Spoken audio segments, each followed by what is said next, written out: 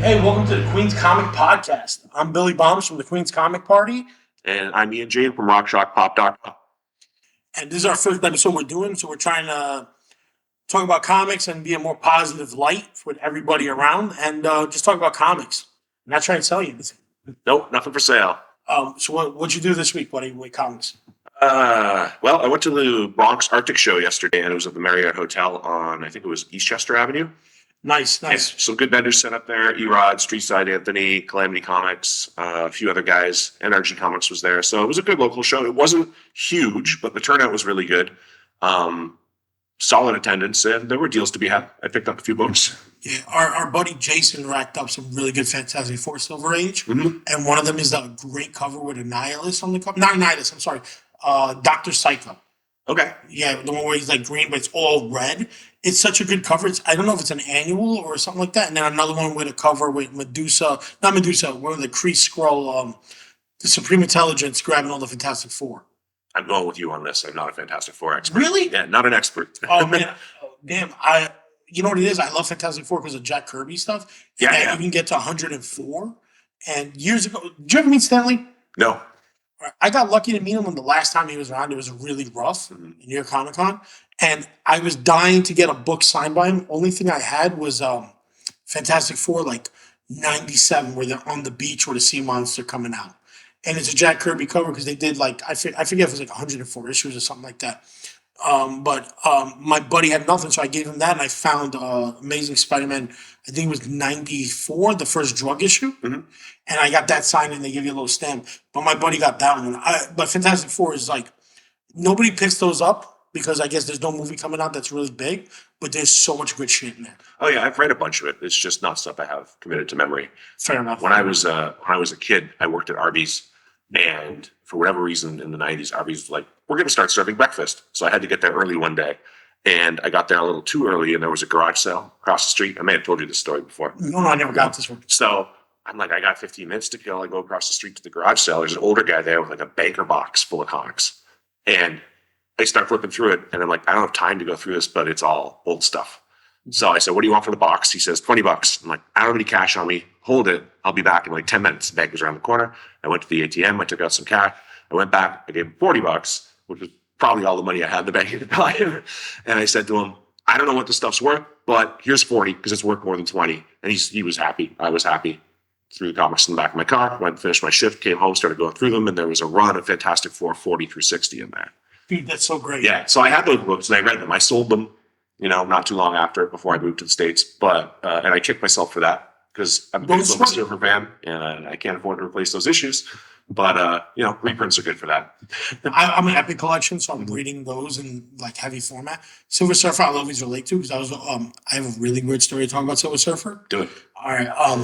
When I was 9, I entered the United States Poetry Club, where Really? it's a thing where they ask children from the 3rd and 5th grade, somehow just 3rd and 5th, to write poetry about whatever they knew. So I wrote a poem about the Silver Surfer. That's all I knew. And then they called me back like 6 months later, like, "Oh, we published it in the book." So it's an anthology of young American poets or something like that. And it's this really corny thing about Silver Surfer versus Galactus that I wrote. And it's in there forever. It's volume 10. So next episode of this podcast, you're bringing a copy of this and reciting it. I gotta find it. Yeah, I gotta find it. It's so bad. It talks about him and Thanos. I don't know why, but I love Silver Surfer because I relate to him because I'm a foreigner. You know what I mean? I wasn't born here. I was born in Europe. So a lot of people I didn't get a lot of stuff like that. Egos on what's that show? I'm sorry, the Stranger Things, when they talk about egos, I didn't know what the hell that was till I was like 23. And like when they talk about like her discovering it, they're like, "Oh, that's not normal." I was like, "No, it's normal. Nobody knows what that American stuff is until you get here, you know?" Yeah. I mean, I grew up in Canada, which is as close to America as you can get, But and I was right on the border. I was in Niagara Falls, so I watched a lot of American TV growing up. And there's still cultural differences. Like as soon as I moved across the border, it's little things like soda versus pop, or couch versus Chesterfield, stuff like that. There's little differences in like the language. Oh yeah, but what about food? Like, there's a comedian that talks about how many Captain Crunches we have. We have like 8. They only have 1 in Canada. Yeah, I mean, I haven't lived in Canada in a while, but when I did live there was only one Captain Crunch. Oh, your story about finding that banker box. I'm a New York City super. That's my regular gig. And one time, one of the other twice we've gotten comics from what we call Boiler Room Finds. The first one was a Fantastic Four box full of books on Journey into Mystery. That's wild. Yeah, but they were so beat up because they were in a boiler room. Yeah. But the only one that was really good in there was the Black Bolt when he's all spread out on the cover, that famous cover, which I dream of keeping. I wish I can get it again. But I had to pay my way through college, so I sold them all. I had one of those Sally Mae tuitions, but I paid monthly out of my paycheck working maintenance before I became a super. And I paid. That's how I paid for it. That's why I tell people, you're going to find books again. If you live near a major metropolitan city, you're going to find the comics. Don't ever sweat it. You'll find it. And don't overpay. The second time, one of the plumbers, which we call Six Fingers, because he has 6 fingers on each hand, gave me a bag full of books. And this is like 5 months ago. No, a year ago. I'm lying. A year ago. So I'm going through it, and it's all Hulk books in one section. It was Tomb of Dracula, a bunch of really good books. And Giant Size Spider-Man, or Giant Size Dracula versus Spider-Man. So Dracula, Spider-Man #1, I think. Yeah.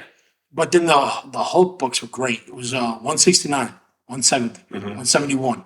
And the plumbers are outside. I live on the 3rd floor. And so my window's open in summertime and I get to 178. And I'm like, oh my God. Oh my God. And Your heart starts racing. Yeah, it starts racing and it jumps to 184. I was like, oh, come on. And I cursed so loud that my brother calls me from outside with the other plumber. Like, yo, you're right. I said, no, man. Because by the time I reached 175, I pulled out the little money safe I have and I put out money and paid it back. Because he gave it to me as a gift. I got to pay him for this. Right. Because you get a first Hulk 181. Come on, man. Can't take that for free. No. And I was like, damn it. And I still see him when he goes, Six Fingers, you ever find it again? No luck. And he's like, my kid took someone's like, please tell me it's in there. Yeah. Bro, it's like, was it 30 grand for a decent shape? Or something like that. It's a lot. This is something that I'm gonna reveal about comic books that a lot of people that need to know as like a fan. But this is about somebody who doesn't deal with us because we do a comic party every month called the Queen's Comic Party in a bar. Everybody's invited, free admission. But a lot of vendors sell comics. But you'll find deals there. You'll find vintage books. You'll find stuff. Street Side had the first local, and he took for a great price. And everybody's like, dude, if I knew, you know what I mean? Just to bring the money and pick it up. But other guys who know who've bought collections, I'm a huge Usagi Yojimbo fan. So I went to the shop. I'm not going to name what shop it is because it was a thrift store. I went there. I started going through all the books to help him sort it out. Usagi Yojimbo's only 3,000 copies in the world of his first appearance, supposedly. That's in Albedo. Albedo number 1 or 2? 2, I think. Yeah, Albedo number 2. I'm a big fan. I forgot, but there's a reason I'm a big fan. He had 2 of them, and I was like, there is no way this is real. It wasn't a reprint. It was the original. And I said to myself, man, I am not going to stress comic books no more because if some random dude can get this, he got a Hulk 181, 182. He's got Giant Size X-Men. Okay, I know the story you're talking about. He had that big. He bought in bulk. He bought a huge bulk deal a couple of years ago, right? No, he bought a storage unit. Okay, and they were in old Home Depot boxes. Not even the moving boxes, but these old weird ones that used to buy to ship stuff to the post office before the post office made priority mail. Right. That's how old this is. I think this is back when the guy who owns Atlanta Falcon owned Home Depot. Okay. Jeff Abrams, some guy from Queens, or John Abrams, or whatever. And I was like amazed because once you start seeing old boxes, you're like, it's going to be some good stuff. You know the smell. Bingo. Yeah. Bingo. So he had a great Fantastic Four run. But there was no number ones of the run, so you could tell the guy collected from like 67 up. But everything else from 67 up, every single book that ever came out, and anything that was furry. And they posted some furries, because the guy had a lot of furry pornography in there that he drew. All right. So they were like, what can we do? And I was like, put it in the trash. You have kids coming in here, throw it in the trash. I had to pull out all the adult books from the 90s in there, because everything stopped at 94. Like right before, there was no Superman, there's none of that stuff. But it was so much bulk. Yeah. It was so much bulk. I still remember the guy paid $15,000 for the storage unit. And it was worth it. Because sounds like it. Yeah, because he got the Hulk 181. He offered me a good price on the Albedo number 2, but I just didn't have the money at the time. He had $3,000 or something like that. And he had the first Crow, he had the first everything. And it was just everything, whatever came out from 1967 or 68 all the way to the 893, right before the death of Superman. I don't know. I think it was 93 Superman died. Yeah, it was 30 years ago this year, right? Oh, it'd be 92. 92. So let's say 92, but everything, including all the X-Forces and all the X-Men, entire X-Men run from like 50 on. You know what I mean? And I wish I had it, but who got 15 grand laying around like that? I don't. Yeah, nobody does. Not at the moment. But that's why I say never worry, you'll find it. You'll always find books, just don't ever sweat it. And don't overpay. Yeah, it's a problem. The FOMO is real. You get excited about something. Um, What do you feel? if you listen to the speculators, you got to buy now, or you're going to miss out. Oh, I don't, I pay attention to that stuff, but I buy what I want. what about variant cover? What do you feel about those? So I'm a cover A guy 99% of the time. I try not to chase variants because it gets expensive. But I'm not going to lie. I mean, I bought a couple of like limited edition Department of Truth variants. Yeah, that's a good run. Yeah, and then It's a good book. a variant cover will come out if it's by an artist I collect. Then I'll pay a little bit more for it. Like Do you know the name of the artist that's a regular guy on there? on Department of Truth, Yeah. Martin Simmons. Marlon Simmons. He's a very Bill Sienkiewicz guy. The influence is definitely there. Yeah, and it's so beautiful. But I feel like this is the beginning of my schizophrenia looking at it. It's visually, it can be like headache inducing, and it can also be like weirdly beautiful. Yes. Like his art style, like the Sienkiewicz influence is there for sure. Like I don't think there's any denying that, but he's put his own spin on it. Kind of like how Sienkiewicz was influenced by Neil Adams and turned it into his own thing. I feel like Simmons was influenced by Sienkiewicz and turned it into his own thing. I think it's perfect for the tone of the book, though. Yeah, for the book, perfect. Yeah. Don't change the art. Yeah. Because if they change the art, then the book is done. Mm-hmm. I love Tiny Onion. Tinian is such a good writer. Yeah. And he's real quick story on him. He's a big local comic book guy here in New York City. So he goes to all the comic shops.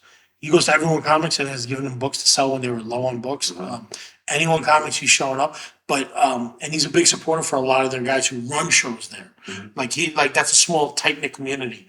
Brooklyn has some good writers. And good writers and artists who come out. Adam Hubert is a Brooklyn guy now too. And he's a funny guy. But I love all that. Like when you're tight knit, you just go meet the guy. Yeah. Because in New York, nobody's famous. No. It's just we all hang out. Well, I know he's done signings at Midtown like a couple of times in the last few years. Yeah, and they're all great. He's like such a sweet guy to talk to and really easy going. Even during the pandemic, he helped them out a lot. I never met him, but I own a lot of his work. I mean, I own Something Still the Children. I own Department of Truth. Like I buy those books when they come out every month. I am eagerly waiting the last issue of Nice House by the Lake. I don't know if you've been reading that or not. Not yet, because I'm waiting for the trade. Okay, yeah. I know he's such a good writer that I'm waiting for that. The last issue comes out this month. I think next week or the week after. 12 flat, or is it going to be 12 plus? Like, is it going to be one more extra? No, I think it's 12, and that's it. Yeah. Yeah. You, real quick, that's why Department of Truth I love, but I wait for the 6 issues to come out of the trade. Yeah, that's fair. I can't just one by one. I'm too anticipating the next one. It is a better way to read. I like collecting the singles. No, I still pick them up. Yeah. The covers are great, but I can't read them until I got a few. Yeah. And I wait for the trade. Because the first one was $10, and after that, it's like 16. You read. I They're love smart this. about that, keeping the first trade cheap. Yes, Like, it's a you know. good. It's like that gateway. Yeah. It just gets you in there. Mm-hmm. So my for cover wise, my big thing is if it's anything Stan Sakai does for Recycle Your Jumbo, or anything that Kevin Eastman does that's not Turtles. Okay. So I have all his Conan covers. I have Stan Sakai did a bunch of Deadpool. Did a Deadpool cover with Devil Dinosaur's holding a sword, and you have no idea how hard it is for me not to get that tattoo on me. It's so nice. and the reason for it that I'm a huge Stan Sakai fan is I bought the trades. What they call it, the omnibuses for the $20 for your Sanjay Jimbo. There's 9 volumes plus a Turtles one plus a Legends, and hopefully another one comes out 10 for $20. It's a great way to get kids into books. During the pandemic, he was saying if you want to buy any of my books, I'll sign it and do a sketch for you on the cover. He had a blank cover because I own all the rest. I didn't have this blank cover. I said, "Can I have it?" He emails me, or his assistant emails it to me, and says, "Oh, would you like us to just sign it and you can have somebody else sketch it?" I wrote, "Dude, can you sign it to Billy Bombs and do a sketch on it because I would love this for my collection." I got this long email back that like nobody ever asks for their names to them. This would be a great honor to send it to you. So I have it in my house. That's awesome. Yeah, and I was like, yo, and it's a big sketch of Usagi on the cover. That's way cool. And I was like, wow, this guy gets comics. And sometimes I think he gets comics more than some of these like dudes who just buy to sell. But if you buy to collect or at least read and then pass it on, I love it. Because I know guys who will buy the books, it's $4.99, and they're like, oh, I'll sell it back to you for $2 at the show. They'll sell it. And you're like, cool, you can get rid of it. But if you're holding a flip, you're going to be forever. You could be. Yeah, you could lose your shirt. I mean, you could make some money doing it. But, I mean, I don't buy my comics to flip. I'm not going to say I never flip. I mean, yeah, every once in a while I'll buy a book and I'll be like, I'm buying this because I found it in a dollar bin and I know it's a $30 book. Yeah, and I don't care about it, you know. And then I might flip it and then put that money into comics that I do care about. Yeah, So making the hobby pay for itself, totally. That's how I got Hobgoblin the other day. Yeah. I got the first Hobgoblin through trade. I traded action figures. Mhm. Um, what's your big book you have in your collection? Like do you have a CGC books at all, or just? I have a couple. I'm not a big slab guy. Everybody will laugh at me because this book tanked, but I got an Eternals #1 and a 9.0. Yeah, but Eternal. I know it's Kirby. It's a vintage Kirby book and a 9.0. I'm happy to have it. Also, I got it for $30. So I have Suicide Squad no-brainer. like that too. It was going up, up, up. I bought it for $20 at Royal. They were like 9.4. I was like, yeah, we got it. I got a Department of Truth #1 and a 9.8. I have so last summer I was out in Long Island. I went to a flea market and I found Ultimate Fallout 4 second print in a dollar bin. Nice. And I was like, okay, I know this book is worth a bit of money. It was not in perfect shape, but it was $1. And I was like, okay, well, you're supposed to get it cleaned and pressed before you send it in. And I knew there were like some wrinkles in the cover. And I was like, well, those will probably press out. But the bottom staple was kind of pushed in on the side a bit. And I was like, that's not coming out.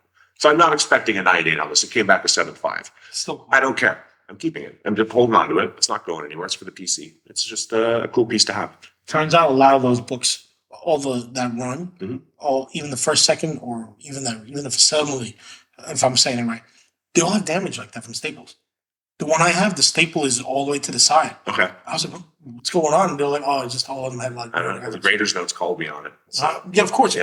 But like, it's just so common, and that's why people like. I'm gonna embarrass somebody real quick. Like, before I go into the story of Ultimate Fallout 4, I found out a friend of ours bought Eternals #1 from Jack Kirby, signed by Stan Lee on the inside. That's cool. It is, but Stan Lee has nothing to do with it. It's Jack Kirby's. It probably says Stan Lee Presents on the inside page. I hope so. But we laughed so hard because it's like the one signature you don't want on it, because Jack Kirby literally went out of his way to do his own book. Yeah. I wrote it, I created it, and then this guy wrote on it. That's funny. I lost my train of thought on the Miles Morales. I saw a guy bringing a 9.2 to a comic shop that had to close down recently because of like the pandemic. And what happened is they had a 9.8 on the wall, and it was like $1,500 at the time. This is before the pandemic, so it's not that much, but it's a 9.8. So I guess that's like a really big book now. The guy was the toughest looking man I ever seen in my life. I mean, like he looked like a biker from hell. And I was like, man, this guy's gonna argue with it. Instead, he started crying. Oh, can you please? I'll give you this and some cash, and let me get the 9.8. I was like, yo, for real, man, you're like bigger than my car. Like, and I'm not talking about fat, I mean all jacked muscle, like tough guy. And I was like, he's like, oh, I really need it for my thing. And then I was like, he's like, it's for my nephew, for my this, all this. I was like, you just paid $1,500. You paid already this. I almost bought it just to say I got it now. I wish I did, because now it's worth so much. But like, I'm like, yo, dude, some of these dudes who pick up stuff to just hold on to for like future investments, you can just make the money back. You don't need to really put on the Ritz on this one. I feel like I thought Mel Brooks was going to come out with a stick and we're going to dance around on that show. You think he was just doing it to get a better price? Yeah, because the owner was like, I know this guy. Like a neighborhood guy. I was a neighborhood tough guy. So it's not like he was like, I need to get this for my nephew and I'm a few bucks short. This No, was just totally not. trying to weird way to scam the seller. Yeah, and the guy was like, yo, dude, man, come on, man. I know you. He's like, you make really good bread. Just pay the $1,500. And he was $1,200. I might be bullshitting. Sorry to Kurt, but like I think it was $1,200 because back then it was right before the Spider-Verse movie came out. Okay. So now it's up there, but it's still at the time it's not that bad. Miles is a character that means a lot to a lot of people. I mean, I'm a Peter Parker generation guy. Likewise. But I get it. I mean, Miles is a cool character. I'm glad. Like Miles seems to have gotten like a younger generation excited for comics, and that's important. We need more of that. Nick the nephew. This is a guy that'll come up on the podcast a lot. He's one of my workers, but he's my friend's nephew for real. I inherited him. So, but he relates to Miles a lot because has a similar ethnicity. He's half Puerto Rican and half Yugoslavian. But he's from Williamsburg. He's from the area that they wanted Miles to be from originally in the story. But he's the writer, I guess, at the time wanted him from that area because it was up and coming, but it was a real old school neighborhood. And now now in the comics they won't say what part of Brooklyn he's from because they want it to be all of Brooklyn. Okay. So I get that. That's pretty cool. Like Peter Parker, everybody knows his address, and there's a real family called the Parkers that live there. You know what I mean? In Forest Hills. So I understand that, but he wants that book, and so whenever I try to get #1, if I can get it for real cheap, I try and get it for Nick. But I'm like, ah, man, it's getting farther and It's farther getting away. harder to do. Yeah, that Yeah. one's getting up there. You know, I finally got myself a copy for the first time ever, and I've been dealing with comics so long that the fact I've never seen one in the wild for a good price is like amazing. But that's how everybody's into Miles. Mhm. Everybody loves Miles. I love the character. I love the build up. I love the video game for PS4. Sorry, and there's like, and then the next movie's gonna be even more fun because it's gonna be Spider-Man 2099. See, that's exciting to me. Spider-Man 2099 is, I've always thought, an underused character. He had that run, and then I know they brought him back a few times. I didn't pick up any of the more recent stuff. I bought the original run, and I was like, all right, Spider-Man and sci-fi. Let's knock the love. You know, the whole 2099 thing, I know, yeah, it's part of the 90s boom, and people say it's gimmicky because they had foil covers and all that crap, but there's some cool stories in there. I loved X-Men 2099. So that's like the only one I didn't read. Really? Was the X-Men. Yeah, I just I like read the the Punisher and I read the Doom 2099 one. Doom I heard was great. It was cool, yeah. Hulk was weird. Yeah, Hulk was weird. I agree. But what was Doom about? Was that like his grandson, or was it still the same thing? You know what? I'm not going to lie. It's been so long since I read them. I believe it. Yeah. We have another host named Mike, and he's finishing that run. He's missing 2 issues. All right. From Doom 2099. He loves it. So I think I have the set in a box somewhere. I'm assuming I didn't like get rid of it over the years, but you know it's gonna come up. It's one of those books that like that whole run. The only one that gave me a problem was Venom 2099. And that, remember I told you I did a charity thing for a dog that needed to get its hind legs like surgery or something like that. It needed some teeth surgery. Either way, we sold this guy's book, so I bought the Venom 2099 ones. I didn't even know this existed. Mhm. They are $60 a pop. Are they really? Yeah, I was like, gee whiz. I was like, this is a lot. Yeah, I didn't realize they were that expensive. That's kind of crazy. Yeah, it's a lot of money because I have no idea what it's about. Because I read the early issues of Spider-Man 29. They're amazing. Yeah, they're fun. Yeah, they're good books. I love everything about it, but then I was like, well, I didn't keep going. It was like, I feel bad saying this so nobody gets offended. It's like Milestone. I didn't know they went past issue 11 on a lot of books because nobody was carrying them. Yeah. And that's crazy to me because you're not even offering it to the people on the street. And then you look at like some of those later issue Milestone eras and how fucking expensive and hard to find they are. Like that last issue is Static. Who has that? We have it. It's got the Mobius cover on it. That's why it was so crazy. It's a fantastic cover. Like for me, I would want that just for the cover because I like Mobius's art a lot. But I love Mobius. I can't afford that book. I mean, but I can't justify the expense. You know, we still have it with a guy here that we did for the dog charity. That was the only complete set he had for Milestone. And I was like, I never knew this went up to 27, was it? Well, higher than that. It was 37. Static went into the 50s, I think. All right, but no, 47. It was like right before 50. It didn't reach the milestone like that level. But it was a 7 in it. And I was like, I've never seen this before. Mhm. I was like, dude, this is such a, like, because I watched the, what's the name of the guy from, that owns Walking Dead? The creator of Walking Robert Dead? Kirkman? Robert Kirkman's History of Comics that was on Bravo Mhm. or A&E. And he does one episode just about Milestone. And I did not even know how, like, above its time those books were. And Dwayne McDuffie as a writer was. And then you're like, man, this is amazing. But you're like, I didn't even get this option because I was a kid when it came out. I was like, was this the 93, 94? It's somewhere around there. Yeah, I was 9. You know, I didn't see it in any bookstores or comic shops. My store was Silver Age Comics in Ditmar Boulevard.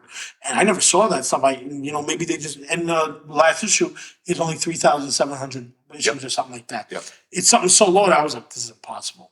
But, and there's a Mobius cover. I found it in the thing, the whole run. I was like, what do you want to do with it? You should sell it as a lot. Mhm. Don't just sell the last issue, sell the whole thing so Right. somebody can enjoy it, you know? Right. Yeah, you didn't sell it. You still got it. He still got it. I said, yeah, because I have to go back and get a couple more boxes. Okay. Maybe we'll look at it. Maybe you'll finally get it. Maybe. Yeah. But I am happy to say that Volume 2 of Milestone's Compendium is coming out 2 months from now. I got in the DC Direct issue for ordering, so I ordered that. And I would love to finish reading it. Did you finish the first compendium? No, I was getting halfway through it. So it's a real hemorrhoid maker. Because it's so thick, you're sitting in there. It's a telephone book, yeah. It is. It's huge. Now, do they present the way they lay it out? It's like it's reprinting everything from all the series, right? Yeah, but it's like the first 8 issues of each one. Okay. And then some is till 11, some isn't. That's the part that threw me off. Because like Blood Syndicate's to a certain number, and then or Icon is to a certain number, and then but the things of the last volume, a lot of these books were not even still running except for Static Shock. Right. Whereas, it was Static X, right? It's just Static. I think, Static. isn't it? By then, by then. what an above and beyond series of books, and then you're just like, please come out so I can read it. Yeah. I just want to read them. I think every comic should be read by by everybody. Wasn't there some controversy with DC, like before the compendium came out, where they were just going to do digital only on it?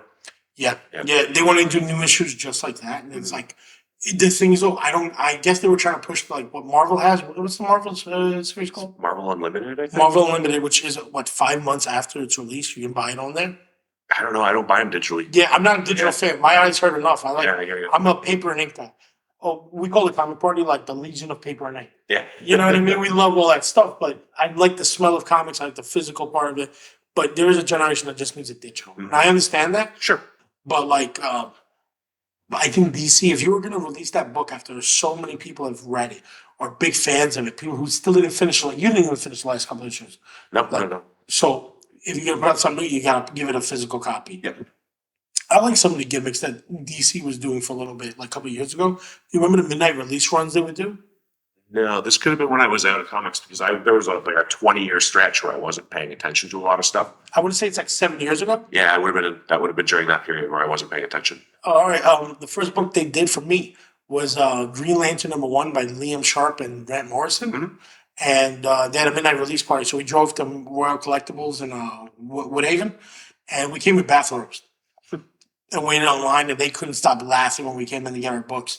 Oh, it might have been the Doomsday Clock, might have been the first book. Okay. But Green Lantern was one of my favorite ones to get because I like Liam Sharp's artwork. Me too. And Grant Morrison. Of course. They're like they're the white magician against the dark arts of Alan Yep. Moore. So, well, what do you read now? Like you brought another stack of books that here look great. So my coolest read of the week, Doctor Strange: Fall Sunrise, which I think came out 2 weeks ago, so maybe I'm a little late on it. It's Trad Moore wrote it and illustrated it, and Heather Moore, who I'm going to assume is his wife, don't know for sure. Apologies if I get that wrong. Did the coloring in it. Coloring is beautiful, and Moore's art is psychedelic. He's so trippy. And He's like it's a genius. trippy as hell. Like you feel like you're high while you're reading it, even if you're not high while you're reading it. I can't imagine reading it under the influence of anything. It's so swirling and wild, and like it really pulls you into it. And the story in the first issue is fairly basic. Doctor Strange just kind of wakes up and is led by a couple of deer through a bizarre land, and I won't give any more away than that. It builds to a conclusion that makes you want to pick up the second issue and figure out where it's going. So the first issue is like almost deceptively light on story. Heavy on art. Yeah. But the story's there. Like I want to know where this is going after having read the first issue. And it's just beautiful to look at. Just flipping through it, I can tell you that his Doctor Strange very looks cartoony, Mhm. but his background and his layout Beautiful. are like better almost than Hellboy. I'm sorry to say it like that. And I have a Hellboy half sleeve tattoo. That's how much I love Hellboy. But these backgrounds are phenomenal. The detail is amazing. I'm not even like a Doctor Strange guy. Like he's fine. He's cool. Like I'm not a Doctor Strange collector specifically. Very Herbie-esque. Yeah. I bought it based on strength of Silver Surfer Black. What a good book. Yeah. I got the oversized straight for that. I love Silver Surfer. Like we talked earlier, I'm the foreigner. I really relate to that guy. Yeah. Wow. Yeah, that's true. I was wondering what book did I have of his. What did he do before that? I don't know. Yeah, I It's definitely in Ghost Riders. that'd be cool, but I don't think they'd be this elaborate. Right. It was Silver Surfer Black that really like caused me to pay attention to his work. Mhm. And I don't think there's enough of it out there. That'd Like be- I would love to see like a regular monthly book from him. I don't know how long it takes him to do his stuff. His process could be maybe a little more involved. I really have no idea. I don't know anything about the guy outside of the fact that Silver Surfer Black was phenomenal, and this Doctor Strange run looks like it's going to be just as good based on the first issue. So I'm hoping they stick to that oversized format that they did with that one Mhm. for this one, because they did that with Marvel's, the new release ones, and then Grand Design Pomade Scored of the X-Men, the oversized books. right. I love that. Yeah, those are cool. Oversized stuff. So the most oversized. Do you have any of the IDW Artist Edition books? Yes, I have the Hellboy and Hell Volume 1. Okay. And like, do you have any? I have. My wife got me the Bernie Wrightson one Nice. for Christmas a couple of years ago, and then for Christmas last year, she got me the EC covers collection. That's amazing. It's so beautiful, so cool. They're a pain in the ass to store Of course, of course. They're on I have a record collection, and I have this weird gothic cabinetry shelf for records. Next to it is all the books. They're against the wall, holding it up. Yeah, I have mine. I have mine in between a bookcase and a dresser. How many do you have? Just the two. Thank God. Yeah. What drives me nuts is now the artisan editions are coming out. $40, and you get a readable version of it that's oversized. Yeah. And I got the John Romita Senior one, Okay. and I loved it. I love it so much. I hit Spider-Man. I need the Jack Kirby Silver Surfer one.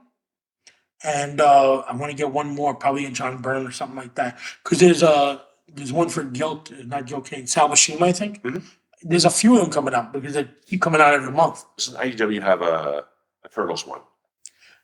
Turtles, I got to stay away from. I have all the hardcovers from the original. Yeah. What Turtles do you have? What sets? Just sets. I have the hardcover of the first, I think it's 9 issues that IDW put out a while ago, and that's about it. Oh, I have this. I'm such a fanatic for Turtles. I learned how to speak English from the Ninja Turtles. And Really? I jump. Yeah, so sometimes when people offer pizza, sometimes I'm trying to like not say cowabunga. But I got the first 6 hardcovers. But Giant Nuts #1 is a different color #1. It's a red one, and everything else is a white 2, 3, 4. So it says on the wall, you're just like staring at it like something's wrong. That would set off my OCD. Yeah, my OCD is crazy about it. Yeah. And #7 is finally coming out after 10 years. It's been that long. 10 years since #6 Wow. because they got the rights back from it. Okay. And this is reprinting all the Mirage stuff. The last of the Mirage Yeah. stuff, where it turns into the kids' books. Yeah. But I don't care. I want it. Right. It's the Turtles. We're cowabunga, you know?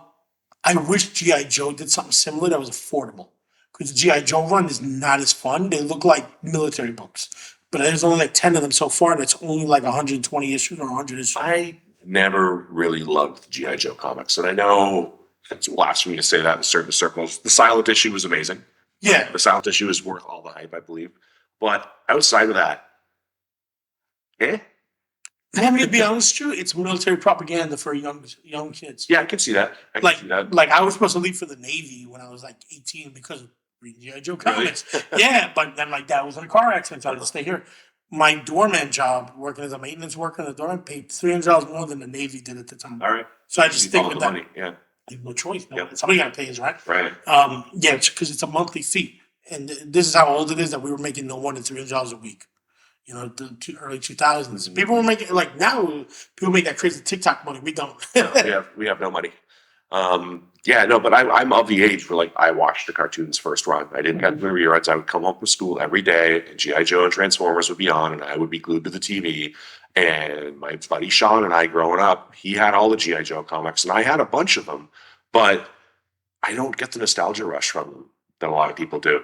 I think it's the toys. Maybe. The toys that were my first toys was like this figure called Ambush, and people will pay $300 for Ambush now, and I'm like, man, I used to get this for $5, like not reprint, but always at conventions. Yeah. Now I'm like, I can't get it for less than $150 loose. Loose. If it's in a box, it's even more. Right.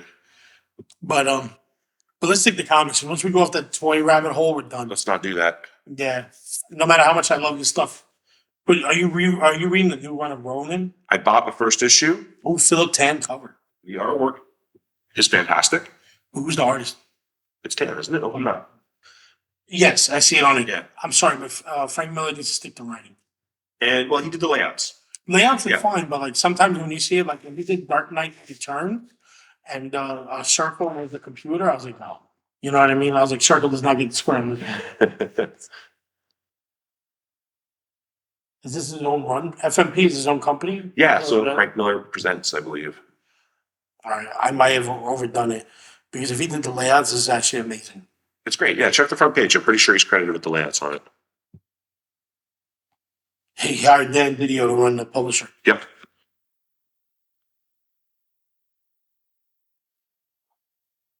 No, it doesn't say anything on there like that. Like maybe towards the back. There's credits in there somewhere. I'll find it. But women are lovely in it. Yeah, the artwork's beautiful. The story's okay. Yeah, well, what, is it a direct continuation of Ronin? Sort of. I mean, it's hard to tell just based on the first issue where it's going to go. I love that. There are ties. Are they doing a Whatnot series for this book? Like where you can buy it only on Whatnot? Oh, I don't know. Because I feel bad saying this, but I see so many of these like young publishers are jumping on there Mhm. to do stuff. You know, artwork is dope. I keep stopping to look at it, so I apologize to anybody listening, but you have to check it out. It's all black and white, which I think does it more justice. I can appreciate the detail more. Yeah, sorry, I'm just like lost in this. What's the night book you got? Because I'm ready to get stuck here on a month. I brought a couple of issues of Fat Ninja that I pulled out of a dollar bin a few I weeks love ago. that. I love that. It's like one of those books that like I wanted to put the run together for years. I don't know why I want the run because it's not really good. Oh, the 80s But and all this great stuff. I have a soft spot for Silver Wolf comics. What is Civil War? So Silver Wolf was an independent publisher based out of California that started in like the mid to late 80s. And the only like book of any real notoriety that came out of their run was Grips. And Grips was popular because it was early art by Tim Vigil, who did Faust. I don't know if you're a Tim Vigil fan at all, but I know that stuff. yeah. So his art is crazy detailed and typically chock full of sex and violence. And Grips did not go nearly as far as Faust did in that department, but it was still a lot bloodier than the X-Men or something like that. So, you know, again, I was early teens when those books came out. And, you know, at 12 or 13 years old, I was like, I want the gory stuff. Of course. Didn't care about the story so much. And he kind of built a universe, like a Silver Wolf universe over the years. And I don't know, I don't think he stopped paying people and there were issues. And then Silver Wolf turned into Greater Mercury. And they keep alternating the names. Yeah. And man, that's a some characters. Yeah. And so like it's schlocky stuff. It's typically it looks like it's drawn very quickly. But Ron Lim did some early work for them as well. Okay. Before he went over to Marvel and did Silver Surfer. That's excellent. And they're just weird. I love stuff like that because there were so many independent companies in the late 80s. And you're like, where do all these artists come from Marvel in the early 90s? Right. Because it's like you could jump from John Byrne to Ron Lim real quick and be like, what the deuce? You know, you're like, Right. There's a big jump in style. Mm-hmm. But you're like, where does that come from? And then also in the middle of that is Todd McFarlane, who got started in, was it Airwolf? Was his first book? No, his first one was Coyote. Coyote, I'm sorry. Yeah, it was a backup story. Yeah, it was a Jan Michael Vincent show. I have Coyote 1. I For one, though, it's number 9. Yeah, but it's. I remember the book because we found it in that collection on at the store with the storage locker. Right. He had the whole run, and he was the one who showed me what it was. He was like, "Oh, this is the first time McFarlane." Yep. One was the first time McFarlane cover. The other one, I think I had the first cover, but he had the first backup. Right. Yeah, it's a backup story. But I'm not gonna lie to you. My big addiction to indie books is Megaton Man. Okay. That's Don Simpson, right? Yeah. Don Simpson, and I didn't realize how much science he did back in the day. So if you're in New York and you're looking for books in like a thrift store, you will find a signed copy. You will sign up like 1 out of 10 is going to be signed copy of Don Simpson, and I'll say like 86. We like, oh, this book. Oh no, 89, but the book came out in 87. Okay. So you're like, oh, he's just signing for what year, and it'll be on the inside like most of the time. But like, I love stuff like this. It's like was it like Dirty Rotten Rats from Ninja Rats or something like that? The Ninja Turtles ripoff? There were a bunch of those. Like Gnarly Rat. There was the adolescent radioactive black belt hamsters. That's the one too. There was the geriatric ninjutsu gerbils. And then there was the kangaroo one. Preteen Dirty Gene Kung Fu Kangaroos, I think it was Oh called. my god, the fact that you can memorize that stuff is I crazy. had those. I still have an adolescent radioactive black belt hamsters #1. Yeah, you bought it from me. You bought 2 of them from me. That's I might have. Yeah. I have that, and I have. It's like I think I have a kangaroo one too. That's crazy. If I can find it, I'll bring it for the next recording. You know, it's a new indie book that like people can pick up if you can. I don't know if you're into it. A book called Kanto. Yeah, Kanto's cool. Do you know why it got so big right off the bat? No. All right, this is really dumb. They somehow didn't send them out to all the stores. Mm-hmm. Issue #1, and then most of them were damaged. Okay. So nobody got #1. I got 2 of them in one store because I walked in there. I went into the record store on Knickerbocker Avenue in Brooklyn, a record store. Mm-hmm. Oh, yeah, we got some comics in the mail. I was like, what are you talking about? And it was Campbell. I was like, oh, he looks cute. He's kind of a cool character. The cover was folded in. So it's like where the staple would be is folded over like a big, like over. So it's creased. Yeah, but it's like folded, like a heavy crease. And it was $75 online, so I told them. I think they put it on their online store and it got bought 10 minutes after they posted it. They're like, yo, man, this really went. Yeah. So I got it from them for cover, $3.99. And then since then, I've been hooked. They had a Kanto show on Whatnot like last week. And I was like, I don't buy stuff on Whatnot like that. But I'll buy their stuff. They sent me a sketch card. They sent me That's cool. signed books, and it was all VHS tributes. Oh wow. Yeah, and I was like, oh man, they really know how to get me. So it was the artist behind Canto doing the show. It was the artist and writer doing the show Okay. with the main Whatnot people who run Whatnot. Oh, okay. Because this is one of their books that they paid to come out. Mm. And a lot of stores can do that. You could pay to get a cover done. Yeah, to do an exclusive. Yeah. Yeah, for them, and Whatnot did their own. Okay. You know what? This seems like like for people with their short attention spans, Whatnot's perfect. I've never bought anything on Whatnot. I want Midtown Comics is doing it right now with Frank Miller. Mhm. Right at this moment, as we're talking, is a Whatnot show. That's funny. And I was like, we were supposed to go originally to go meet Frank Miller, but the cap was 75 people. We already know it's packed. And so to get more people to pick up stuff, they're doing a Whatnot show because 75 is not enough. I think it's more of a COVID thing. They don't want to have like so many people. Yeah, that makes sense. I mean, you don't Or want he doesn't want to be there all day either. you don't want to get your customers sick. Yeah, So that's a lot of folks. But yeah, I'm guessing because why are you going to do a Whatnot show and do a $75 person cap? right. But I guess the more the merrier. Yeah. The only good thing about Whatnot is if you go on a new seller stuff, you only compete against 2 or 3 people. Mhm. And you get like there's maybe 20 people in the whole chat. Right. And a lot of these guys don't talk to each other and you're like, wow, this is crazy. I have some friends who use it as a platform to sell books. How they do it? Well, Well, yeah, they like it. it's a very good variant site. Like for variants, like if you know wild books, you're like, oh, I can get it on Whatnot because like this guy posted on his Instagram, he's gonna show it in the show. Well, what's the next book you're gonna pick up? Well, stuff I'm buying monthly. Waiting for the last issue of DC versus Vampires. Back to Tiny Ed. Okay. Yeah, that's been a fun read. I've been enjoying Bruce Campbell's Sergeant Rock book. I didn't know that was him at first. I Yeah. bought that first issue and then I realized like, who's Campbell? It's fun. It's fun. It's not reinventing the wheel. It's Sergeant Rock versus some zombies, pretty much. So, but it gives you what you want. Like there's some humor to the dialogue. The art's pretty solid. It's quick. It's pacing. It's not deep, but Yeah, who's Campbell? right. You don't go to a book written by Ash from Evil Dead for especially thought provoking material. But it's fun. It's really entertaining. Well, is there a new book coming out that you're waiting for? There's always new books coming out that I'm waiting for. But you're talking about like in terms of like new series. New series or old series or like because my monthly is not as big as most people anymore. Like mine's is like it's gonna sound dumb.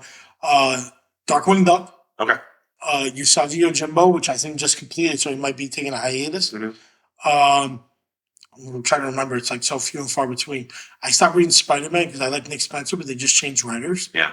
And they came out with a Golden Goblin new character, and then before that was Queen Goblin, which I thought was great. So you got Pirate Goblins. No, I don't like changing artists, and I didn't like. I'm not a fan of like arts. Number 86. All right, 86.1, Mm. 86.2. I'm like, yo, dude, what's 87? You know, like just keep going. But they're gonna restart with 1 again to attract a younger audience, which I understand. Right. It's like like some of these gadget goofy things some of these companies do, like not just starting over at 1, but like DC learned that if you do a monkey book or an ape book every couple of years, they'll raise their sales up drastically. There's people who collect monkey and ape covers. Yeah. Yeah. And it's from a 50s or 60s thing that the publisher did. Okay. That said that we sold so many books of Superman turning into an ape. I guess he was playing they walked in and Superman's a gorilla typing that the book sold so well. So every couple of years they do jail ape or they'll do a gorilla book. And I didn't realize it. If Mike was here, he would tell you like how much he saw it ordering and he found an article about it.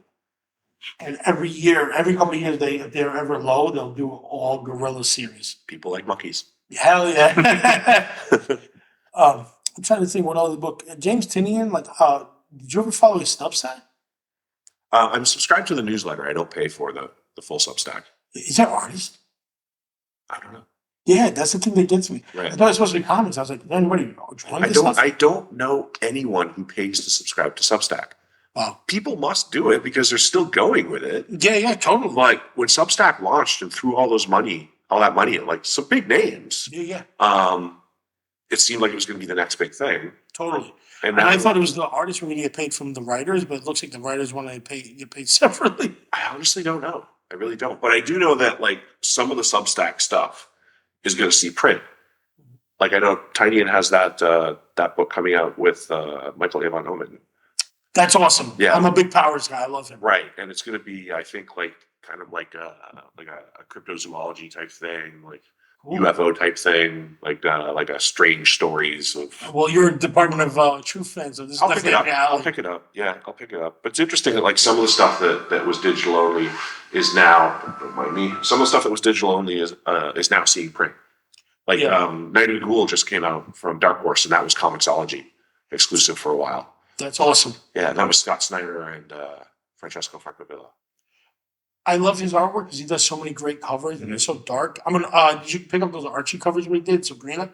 Yes, yeah. Those are great. I gave you that trade last weekend. I was so happy. Yeah, you got to check that out. It's No, that's the second copy I own. Okay. I gave it to somebody to read it, and they never brought it back. Okay, all right. So I was like, "Oh, I need this." Yeah, yeah. Thank you. Oh, of course. I love Archie, and I got the Sabrina one.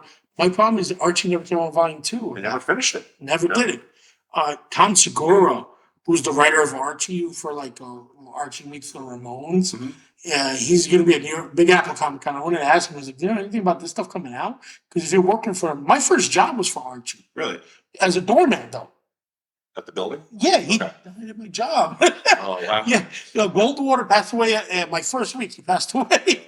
I was so happy to meet him. I was like, oh man, this is gonna be great. I was like, no, man, he's gone. I was like, what? What happened? He moved? And they're like, It's crazy. no, he passed away. So I have all these films, these little reel films, like for younger listeners. These are like there would be the reels that you put in like a projector of old Archie cartoons, Uh-huh.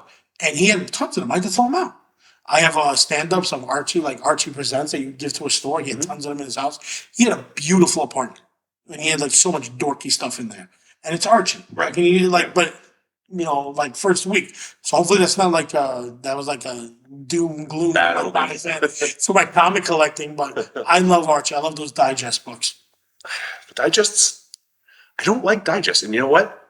It's the size. I don't like the size. I don't know why. It's stupid. For Archie, yeah, I love it. For Green Lantern, I hated it. Yeah, I don't know what it is, but there's something about it. It's funny you mentioned the digest because a friend of mine who lives in my neighborhood literally just yesterday, he's also a comic guy, and he said, "Hey, there's a seller on the street like 4 blocks from your place with a bunch of Archie digests."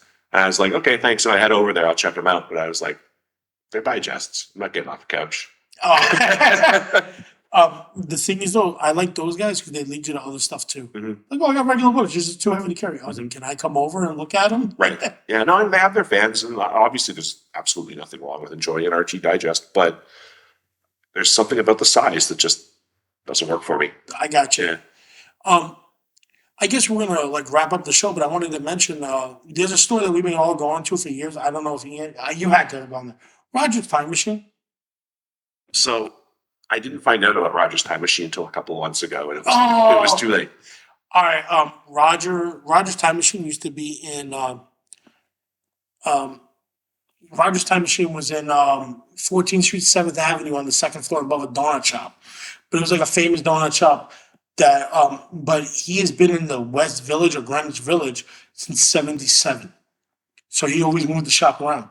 He was the first guy I ever met that would tell me, yeah, artwork is no problem. You need it. You need it first this, we'll find it. Because he had piles and piles and piles of it. Unfortunately, it looks like he's not going to be reopening the store from the pandemic and all this other stuff that's passed on. That's his personal business.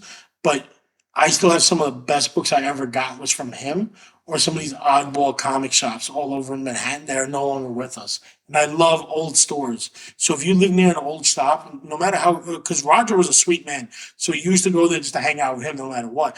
But other shops they're kind of grumpy. Still go visit them and check out what they got. You never know.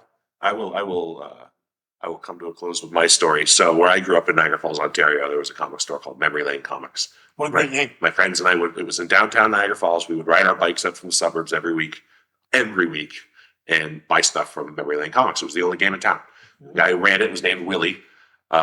He wore a leather vest, and I may or may not have been a biker.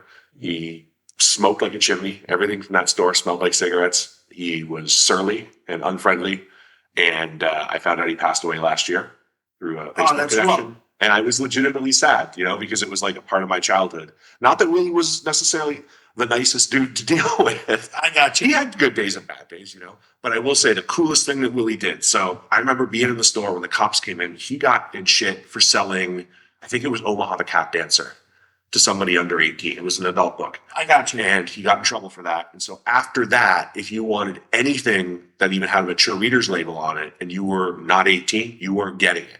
Now, I was buying Green Arrow at the time, and Mike Grell's run. Yeah. And it was a mature reader's book. Mongol Hunters. Yeah. And the regular series that came out after it. I have the trade that I love. So good. And so I was addicted to Green Arrow at the time. And my mother, who saw that it was a mature reader's book, was also reading it because she was paying attention. You know, I was a kid. She was paying attention to what I was reading, like, awesome. like a good mother should. And she got really into it.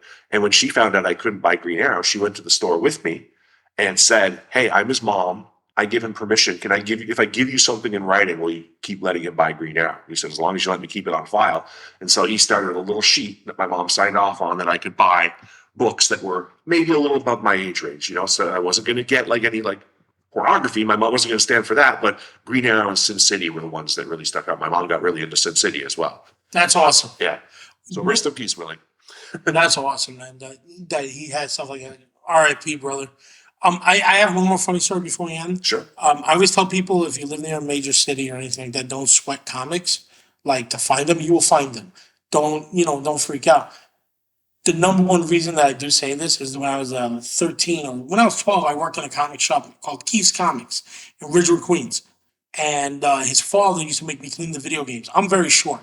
So he used to give me a stacks of books to step on and just step on there. And I'd clean the top of the machines, and the boxes I would step on would be full boxes of New Mutants 98 and Deadpool #1. They were just, he was like, "We can't even get rid of these books." And now they're like $300-400 a pop. And there was like 320 in a box. And it used to hold up my fat butt. But this is our first episode. We thank you for listening, and we hope to see you on another one. All right. Thank you. We'll talk soon.